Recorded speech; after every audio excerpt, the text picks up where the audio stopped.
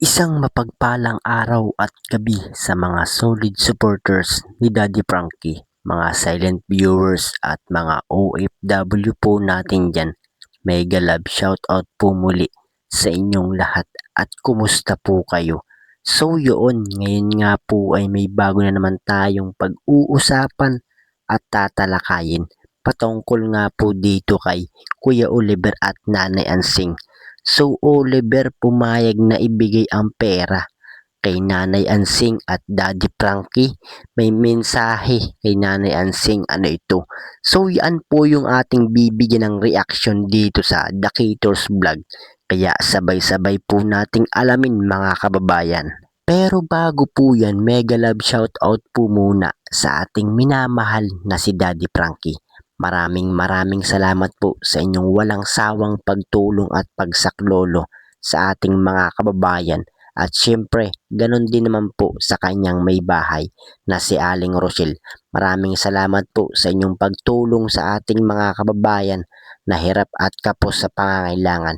Sana po ay nasa maayos po kayong kalagayan. At so yun, balik na nga po tayo dito sa ating topic patungkol nga po dito kay Kuya Oliver at Nanay Ansing. So yun, Oliver binigay na ang pera niya kay Nanay Ansing at Daddy Frankie.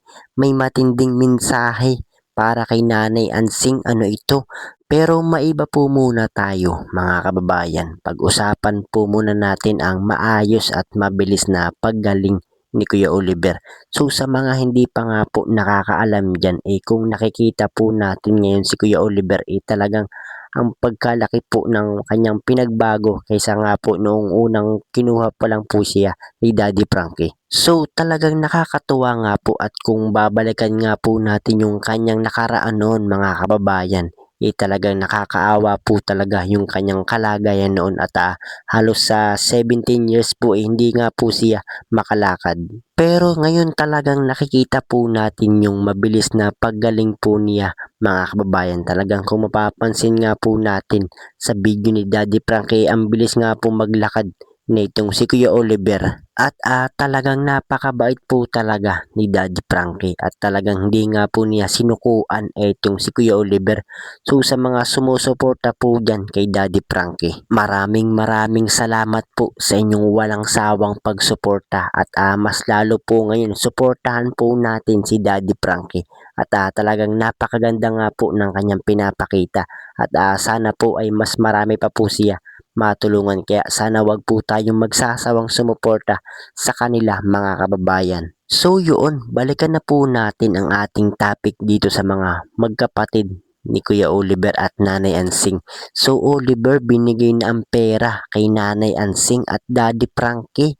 May mensahe kay Nanay Ansing, ano ito? So ating alamin mga kababayan. So kung natatandaan nyo nga po mga kababayan, nung nagpunta nga po etong si Nanay Ansing sa shelter, talagang pilit nga po niya kinukuha etong pera ni Kuya Oliver.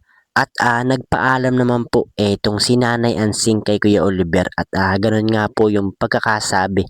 Pero mga kababayan, pagdating sa pera ni Kuya Oliver, habang hindi pa nga po itong magaling si Kuya Oliver, si Daddy Frankie pa rin po yung magdidesisyon sa pera ni Kuya Oliver. At pag magaling na nga po itong si Kuya Oliver, saka na po ibibigay itong pera, at si Kuya Oliver na nga po yung bahala kung saan nga po niya ito gagamitin mga kababayan. So yun, hanggang dito na lamang po, at kung nagustuhan mo ang aking video, huwag nang mahiyang mag-like, share, and subscribe. Pindutin lamang ang notification bell para lagi po kayong updated sa aking mga video. At paalala din, tapusin po muna natin ang video para alam po natin ang ating i-comment mga kababayan. At gaya nga po ng lagi kong sinasabi sa inyo, na suportahan po natin ang nag-iisang Daddy Frankie.